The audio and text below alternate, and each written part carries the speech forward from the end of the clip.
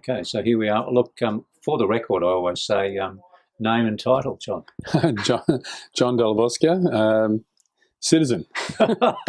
Citizen. Well, here we are at your lovely family home here, down on the Central Coast on the waterways, and you've been honoured this week with a Order of Australia medal for a whole range of services. How does it feel to have one of those letters arrive in the post? Oh, it's a bit of it's a surprise, and I suppose after you get over the initial reaction, you start thinking about all the people that made a contribution to the work that has been credited to you, and you sort of I think of it as something for all those people as well as for me. Mm.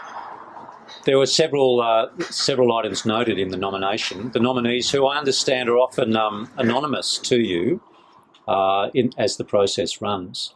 One of them is around disabilities and your long amount of work that you've put into the disability sector. What is it that, to your mind, you highlight as the work? Oh, I think the Every Australian Counts campaign, which is the campaign that really gave rise to the public expectation and the political desire for a national disability insurance scheme. And that really, although it's not perfect, and we're now living with that scheme as something that's a reality in place, and there's some shortcomings and issues that need to be dealt with. What we do know is that it's 100%, maybe 200% better than the system it replaced. So that's a good thing. So I've gone from being a country which is of the advanced countries in the world, one of the worst performers when it comes to supporting disabled Australians, to being one of the better ones. So that's something everybody could be proud of, I think, and certainly having that association with that campaign, I'm very proud of that. Well, that campaign, in my mind, stands out because of the political consensus that you built, both in and outside the parliament, as opposed to so many other national policies. How did you do that? Well, that was really a bit of a challenge, obviously. So one of the things we did was we emphasised the political parties and people's different political perspectives have different issues that they're most engaged with and most concerned about. So with, if you like, with Labor people and people from the Greens and others, we emphasised the important, egalitarianism of the scheme, the fact that people needed this social support network, and obviously the social insurance side of it was appealing.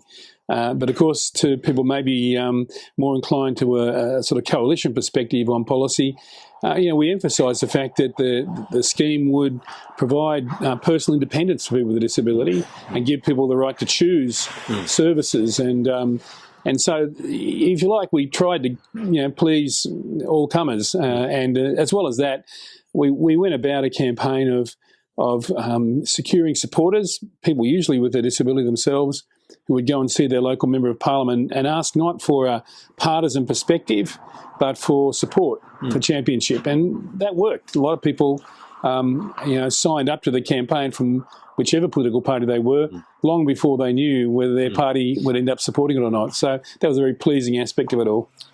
Well, it was a remarkable campaign, and congratulations to you and your fellow Australians that did that. Others in the notation for your AOM were to do with drug and alcohol, and you had a very early role in the what I would say is a decriminalisation of drug and alcohol use. Could you speak a little bit to that? Well, yeah, look, I think I've had a long-standing view, one that sort of formed from, I think, talking to a lot of people about the effects of addiction, and that included families, not so much necessarily experts, but, addiction physicians and people that ran drug and alcohol counselling, but also families affected by drug and alcohol, and particularly drug and alcohol abuse, obviously. And there are a number of things that occurred to me. One is that, this was not at the time a lot of people talked about the war on drugs. Well, a war on drugs is actually a war on your own family.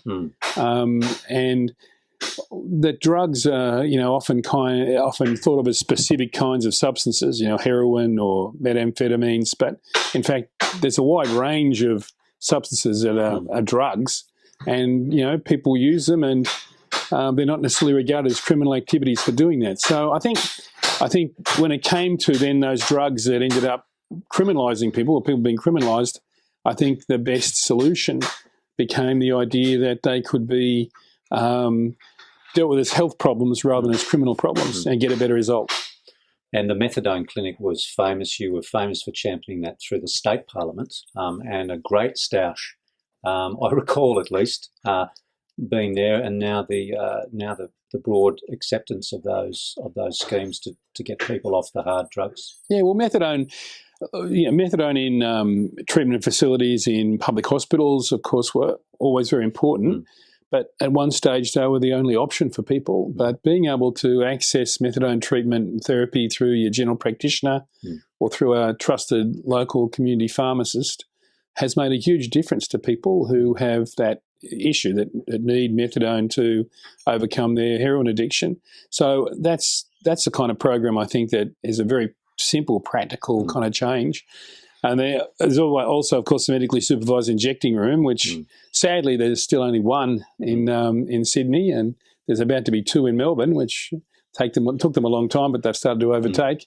So I think that facility, which was filled with all sorts of fear and loathing, this far down the track, getting close to 20 years. Down the track, there's been no fatality from an overdose in that facility, and there has been people who've been able to access pathways to treatment, having used the medically supervised injecting room. So the medically supervised injecting room was never meant to be for the occasional drug user. The medically supervised injecting room was likely to be used by people who were very frequent, very heavy users of injecting drugs, and so getting any kind of positive result for people in that situation is an outstanding achievement.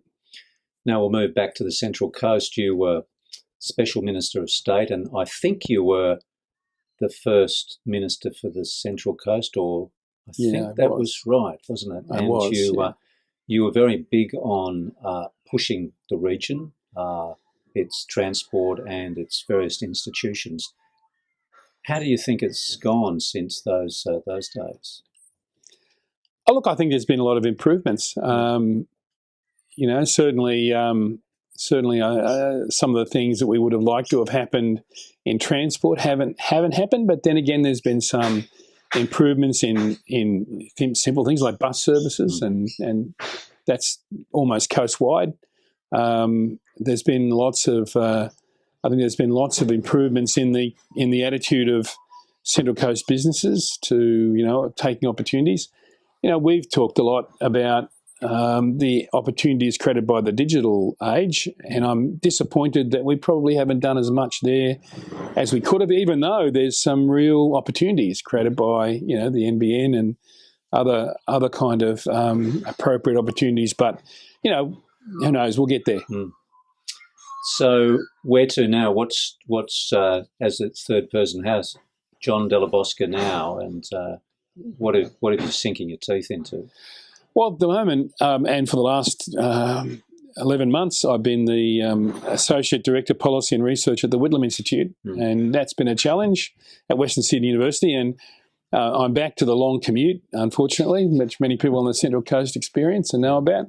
But apart from a long commute, it's a very satisfying and interesting piece of work to be involved in. A lot of interesting research, and that's something that will keep me active. Plus life in general. How did COVID, the isolation, treat you? Well, as the aforementioned, as I mentioned, the commute. There was one good thing was cut out the commute. Less of that. Look, I think the isolation, myself and my wife both can work from home, and both were able to work from home, had pretty good internet connections, all those sorts of things. So other than the fact that probably the notorious Zoom meetings kind of cause you to become a bit bleary-eyed when you have too many of them. I think it's actually quite an effective and efficient way to work in certain kinds of jobs anyway. All right. Well, we hope to have you back to talk bigger and broader policy at some stage in the studio. And thanks for talking to Coast Community News. Thank you. Thanks, David. Yeah.